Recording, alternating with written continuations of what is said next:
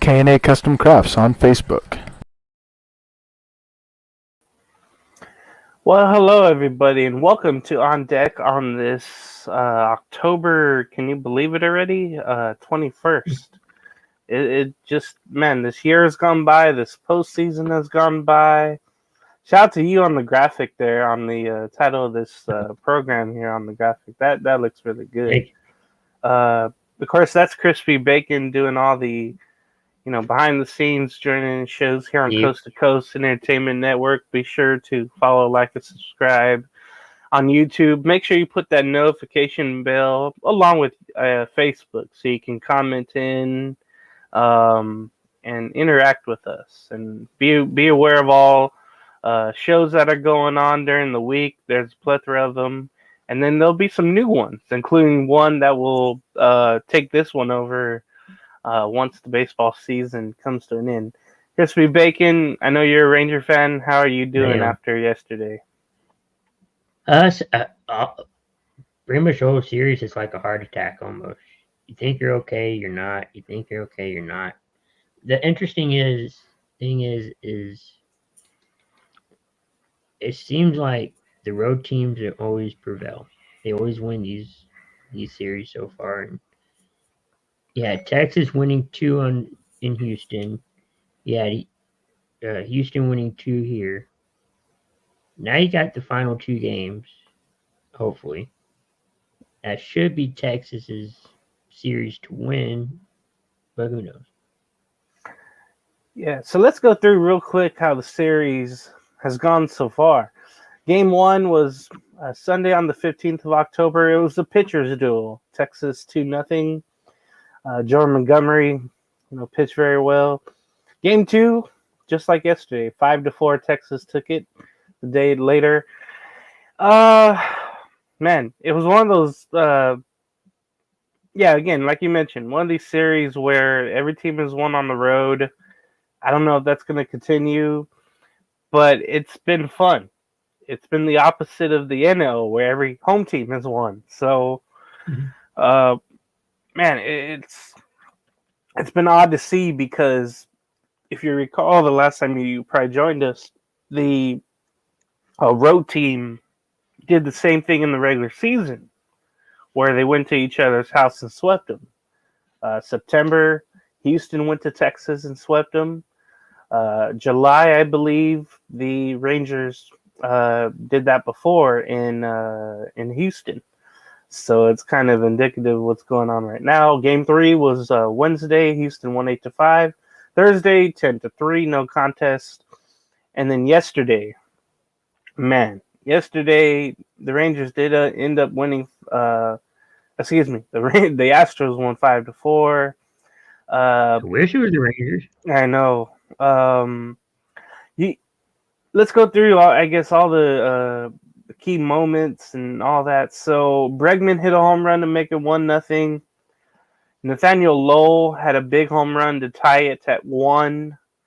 Then in the top of 6, Abreu singled in Bregman to make it 2-1. In the bottom of the 6, Evan Turner had a ground ball into left field to move Seager to third.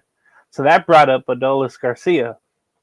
And he homered and watched it, then finally walked away, threw down his bat, and probably pissed off Maldonado, the catcher, and it was 4-2 Texas. In the 8th inning, that's where things got a little spicy. I think there was already I don't know if there was a runner on or not, but Garcia came up again. And that's when Brian Abreu, on a fastball, hit Garcia in the, I want to say it was shoulder, or was it the side? I'm watching that. Yeah, it was the shoulder. And he quickly goes over to Maldonado to ask him, why did you do that? No. They get together. Garcia tries to get to Maldonado, but the Rangers intercept him. Dusty Baker was thrown out, as well as Tony Abreu. No. I forget the first name of Abreu, but both are thrown out, and then Garcia for charging Maldonado was ejected as well. So you had 3 ejections in this game in that bottom of the 8th. Now that hurt because Sam Leclerc came in, remember, to get the last out in the top of the 8th. That means he was looking for the long-term save. But that meant, and I don't know if you noticed this, Crispy Bacon, but he was in the dugout waiting all that time. Remember, there was about a 10-something minute delay when everything was going on.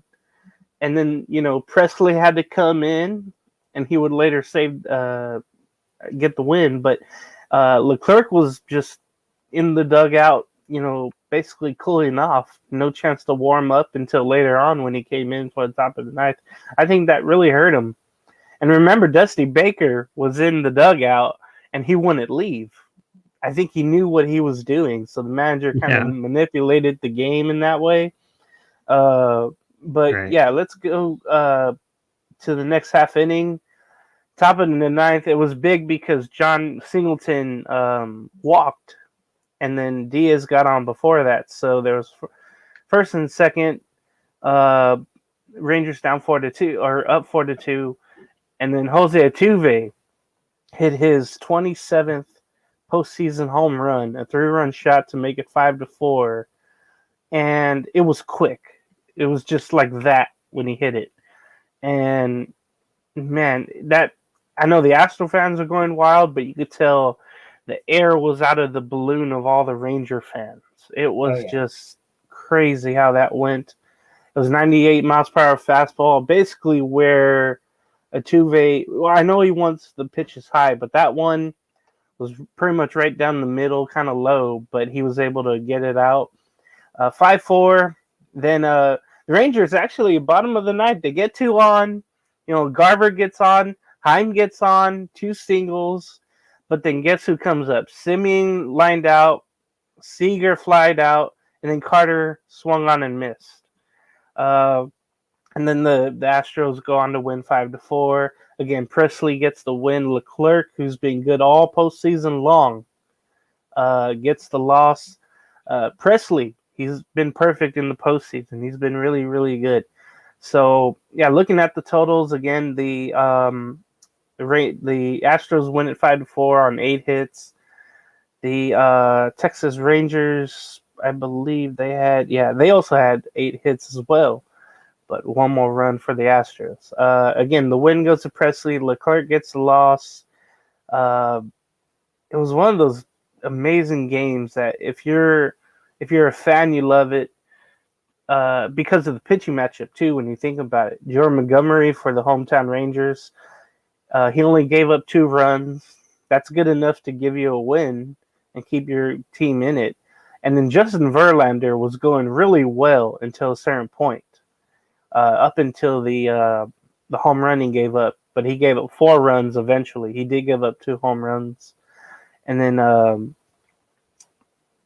Brian Abreu, was the man who he had a walk and then a hits batsman, of course. And then also what hurt, I think, was that Simeon era, and then Seager couldn't get a hard shot for a base hit.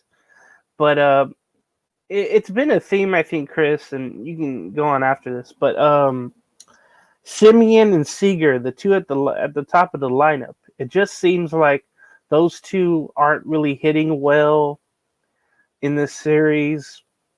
And they swing at the first pitch.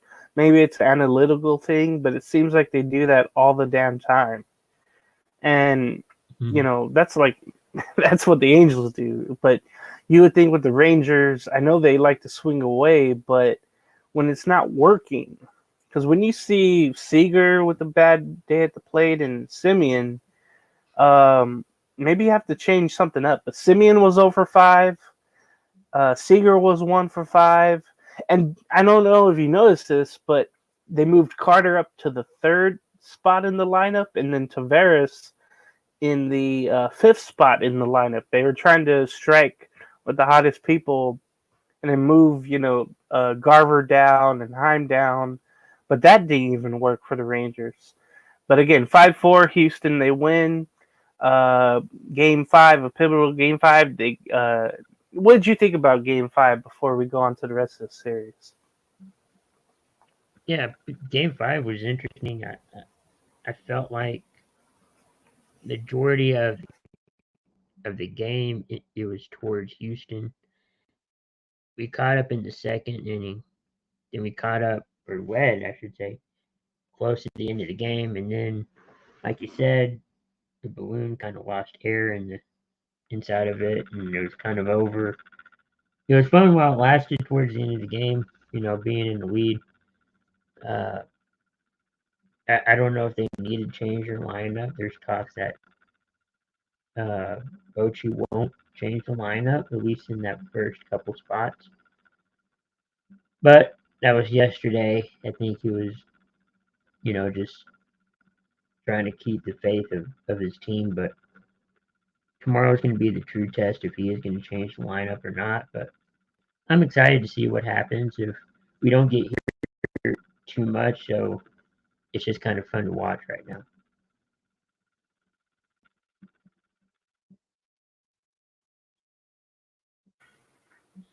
So speaking of the next game, Game 6, as Houston leads 3-2, trying to go back to the World Series again. The defending champions have Texas pretty much on the ropes here. Nathan Eovaldi will go for Texas. He's 3-0. Remember, this will be the Game 2 matchup. Framber Valdez will go for Houston. He's 0-2 so far this postseason. Eovaldi with a 2.29 ERA. Valdez with an 11.57 ERA. So that's something to look forward to. If you're a Ranger fan, at least you have the pitching matchup on your side. I don't think there'll be any suspensions. Well, I don't. I hope not. Just for you would want everybody to be available in this series unless they're hurt. But I think one of the broadcasters said that if there is going to be suspensions, it'll be next year. I hope so. Like Yeah. At the start of the season. I forgot all about that. They do that with baseball, and that's a good thing because you don't want. I know in the NBA they do that differently. They do it right away. And the challenge, I've learned this too. The challenges are different in the postseason. Yeah, You still get 2, but it's 2 in the postseason. Yeah. So if you lose one, you got 1 throughout the postseason, and if you lose both, well, you don't got any more challenges.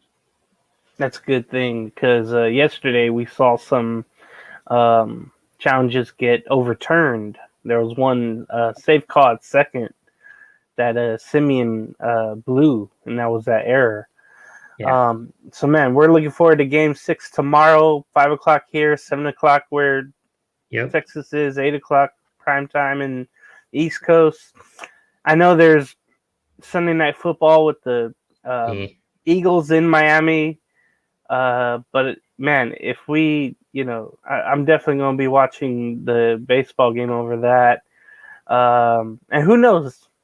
If the Rangers win, they will force a pivotal Game 7 during Monday Night Football.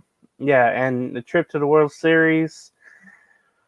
Whew, that'll be something. But let's get through Sunday, and see what happens. So this is going to be fun. Now, going to the National League. It's the Arizona Diamondbacks, of course, against the Philadelphia Phillies. This series has been opposite of the American League because every home team has won. The Phillies won 5-3 Monday, Game 1, and then shut out the Diamondbacks 10-0 on Tuesday. And that's when you thought, okay, maybe Arizona's not built to play the Phillies, especially at home. Maybe they bit off more than they can chew.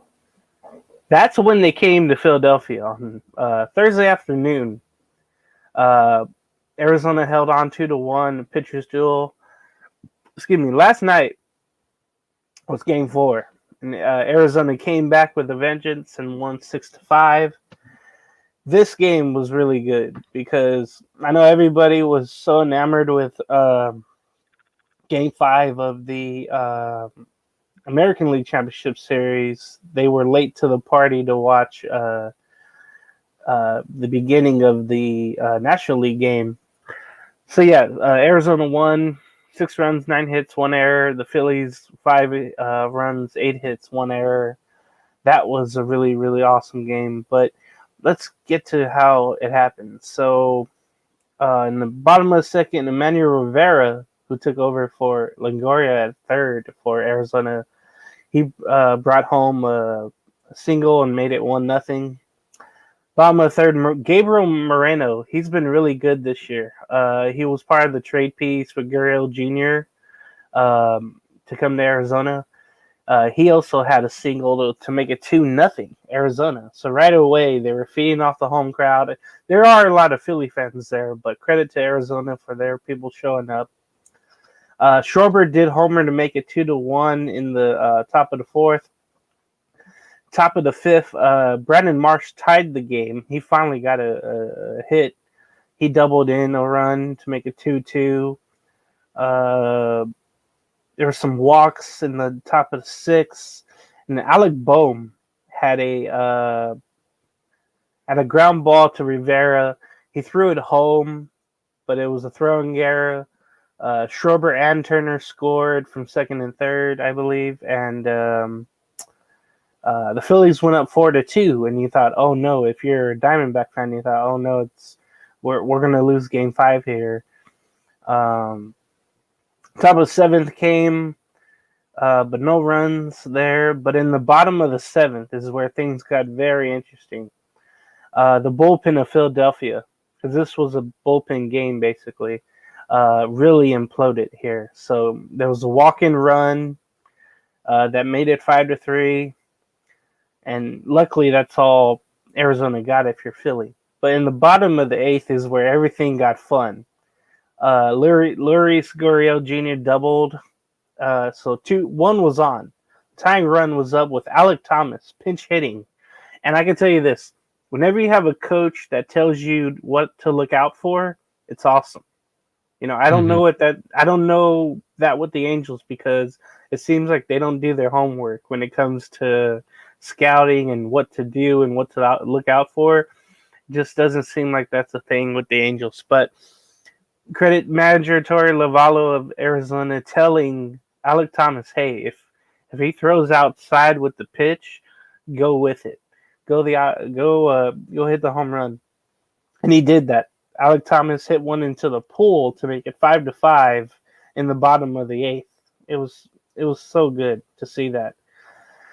Carroll got on, Marte got on as well, and then guess who? Gabriel Moreno singled home Marte to make it 6-5, and then Sewald came in to get the save, and then Phillies just petered out in the bottom of the ninth there, and the Diamondbacks won 6-5. Ginkel got the win. Kimbrel, who's been used 2 days in a row, and they shouldn't use him today for shadowing. He's 0-2 this postseason. Sewald gets his 5th save of the postseason. Remember, he was the closer traded over from Seattle. And I don't know why Seattle traded him, but Arizona has used him the last 2 nights, and he's been great. We'll see. You would think he'd be available, but we'll see what happens. But, man, looking at the pitching of this game, again, the Phillies had their bullpen game going. Sanchez did go 2 1/3 innings, but it was Hoffman, Strom, Dominguez, Soto, Kirkick, and then Kimbrel got the loss. He gave up 3 runs, and then Alvarado came in. But, man, the Phillies bullpen, they were being used. They need their starters, their best starters to come back, and they'll be back for Game 5.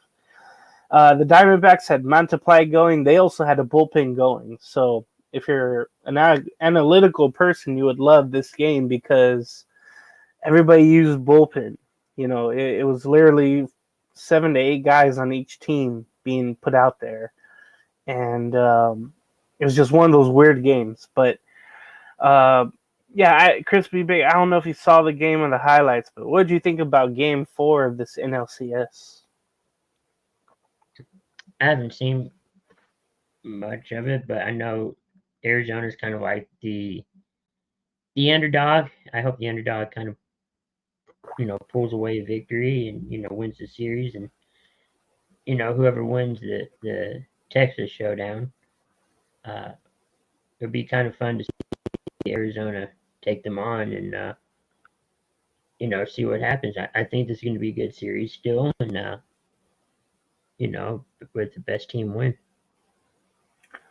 Yeah, it's going to be something. And then with the bullpen game that went on yesterday, I'm looking at the availability of, the bullpen, and it's just very low for each team because, again, it was a bullpen game for each team. Now, tonight, 5:07, 7:07 where you are.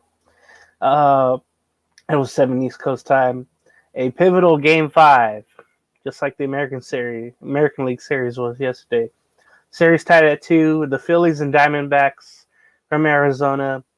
Zach Wheeler, who's 2-0, will get the start for Philadelphia. And Zach Gallen, who's 2-1, will go for Arizona. Wheeler, 2.37 ERA. Gallen, 4.96 ERA. Gallen got roughed up last time he was out there. I believe it was game 1 of this series in Philadelphia.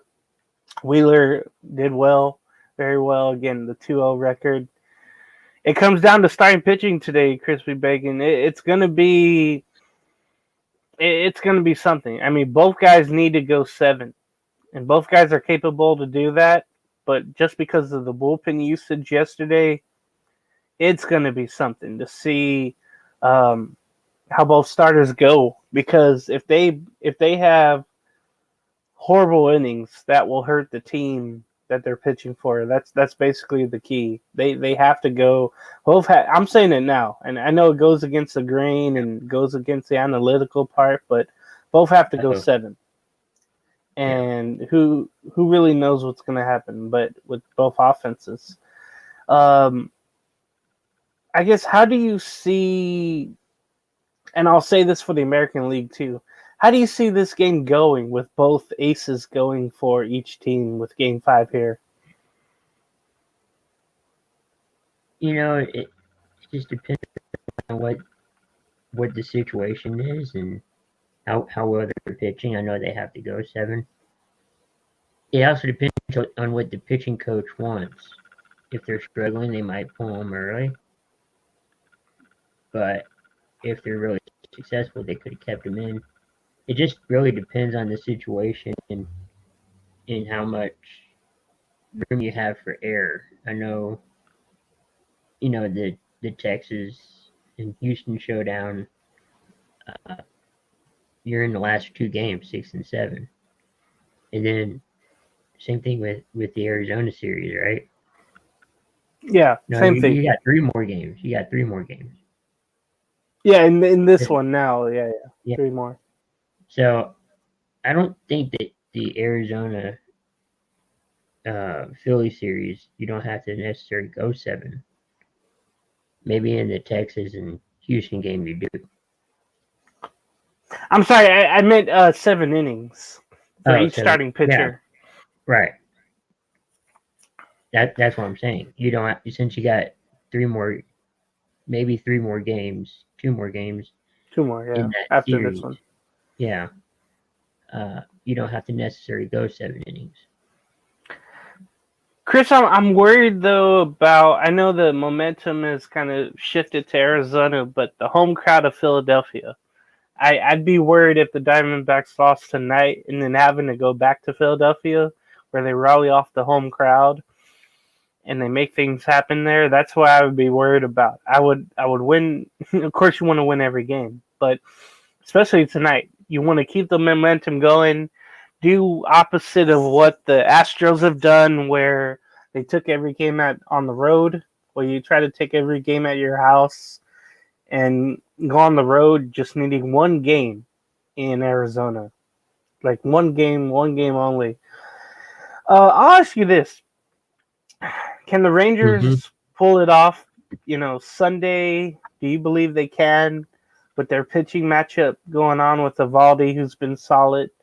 And then can they force a Game 7, and can they win the series and go to the World Series? Rangers would have to win in 7. I think they can do it. Only reason I think they can do it is because no home team has really, won the series, and I might be by myself, too much. But neither home team has won. Rangers are back on the road.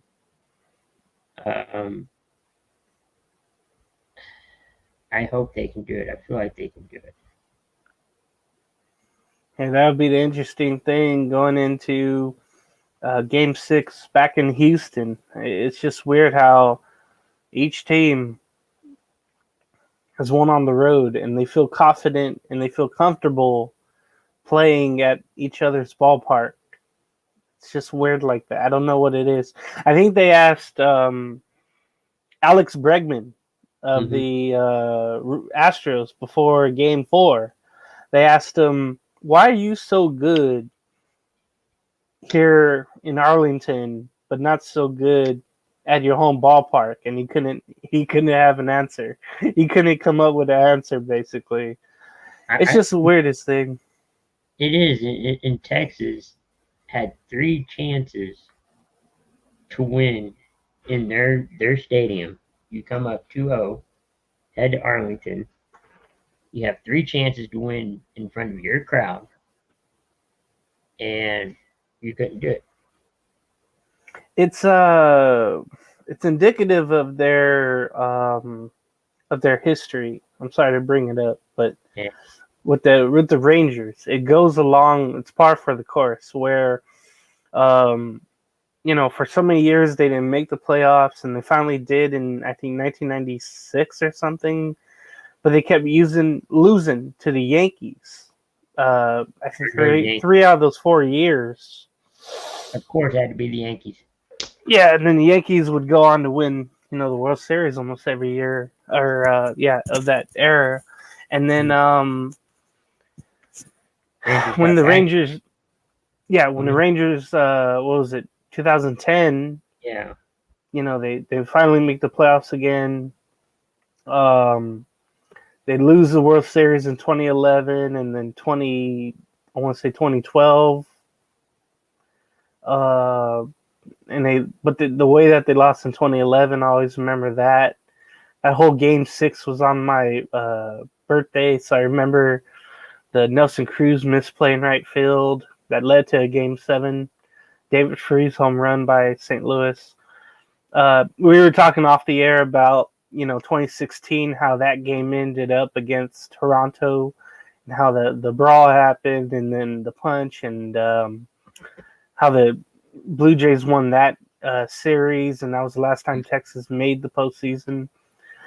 It's just the way that the heartbreak happened at home.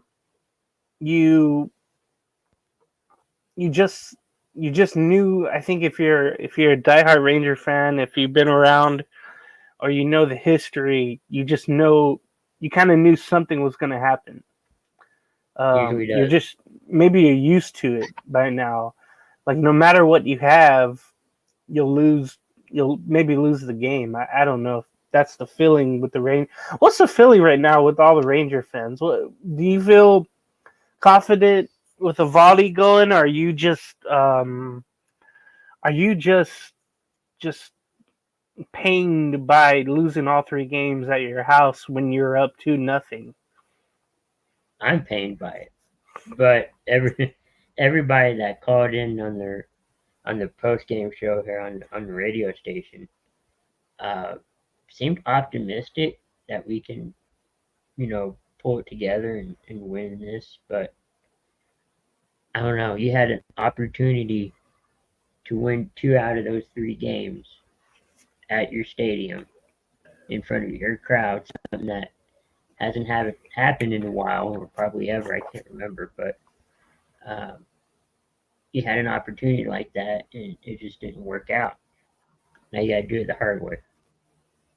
And last thing on this, man, it shows you how capable the Astros, no matter what players they lose, no matter who's available for Houston, they have a thing about coming up clutch at the right time. They have a great elimination game record.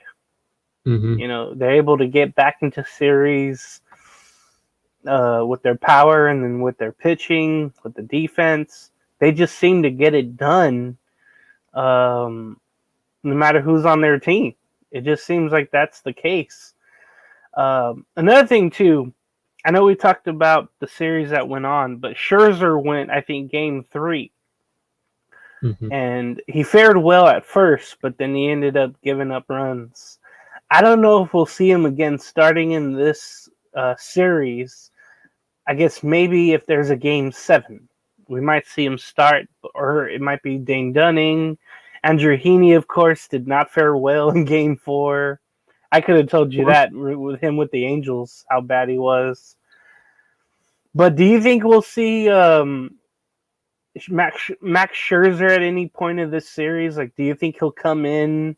Remember he didn't pitch since September 7th, and then he started game 3 and didn't fare well after a while. You think we'll see him in the bullpen, or do you think if there's a game 7, they're going to save him for that start? I think you put him in the bullpen, but at the same time, I think you save him for game 7. When he did come back, I thought that was kind of a risky move because he hadn't had a lot of time to kind of get back into the swing of things. No pun intended. But I don't know. I felt like it was a risky move to put him out there that game. Yeah, that it's a big story just because they brought him over from the Mets, and then the Mets also had Justin Verlander. It's just funny how these two. Yeah, I saw a post and they're like the Mets are cursed because of that. You had 2 of the players that you gave away in the World Series. Yeah, they're both fighting to get in. You basically paid for them to leave in a trade. You didn't get much back for those 2. It's just a Met thing for that to happen, I guess. That's what I think the census thought is about that. Mm-hmm. Men. All right. So again, tonight, game 5 here of the NLCS, and then game 6 for the ALCS. Houston leading 3-2. Of course, the NL is tied at 2-2.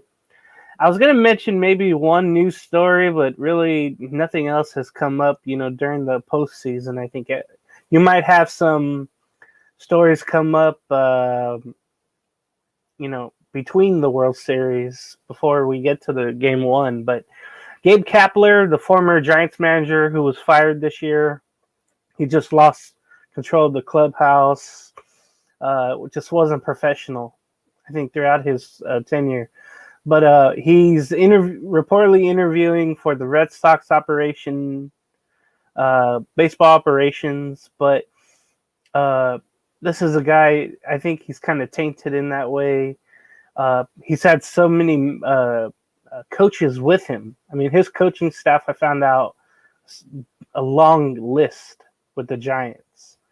And it's cool and all, but they didn't make the playoffs. They didn't really do anything when he was there, except make one postseason appearance, I believe. But other from that, there's not much else. So hopefully we get to some awards, some Gold Gloves, some Cy Young Award winners in the future here. there's not really much else except the championship series that's going on, and I guess that's a good thing Yeah, because we have a whole off season to get to who needs what and who needs to go somewhere. We'll all figure that out later on. Crispy Big, I think we'll get to our final thoughts. What's your Yeah, thanks everyone for watching and tuning in. It should be a fun series wrap up, coming up this week between these two games, four teams. Hopefully, the Rangers and Diamondbacks can meet in the World Series. That'd be kind of fun, and let's see what happens from here. Yeah, I just can't wait for tonight and tomorrow. Be sure to tune in to Coast to Coast Entertainment here for tomorrow with morning tailgate, and for once we won't have a international game going. No, I don't think that's for until a couple weeks. But yeah, I think week 10, I believe, is the Germany next international game in Frankfurt, Germany, somewhere Frankfurt like that. Munich, I can't remember. It's Dolphins and Chiefs too. Like, that's crazy to have a marquee game like that on the international schedule, but that's what's going on. Tyreek Hill battle. Yeah, see, that would have been fun in Kansas City, but that game, of course, in Germany. It's weird. Anyway, let's get out of here. Again, thank you for everybody watching. Please like, follow, subscribe, and put the notification bell for the shows so you can comment in here on the Coast to Coast Entertainment Network. I'm gonna get out of here. I got more stuff to do, but I'm gonna do it all before the MLB games. That's for sure. Yeah. Thank you, Crispy Bacon, again for joining us here, and let's get out of here. Thank you for watching On Deck, people, for this October 21st.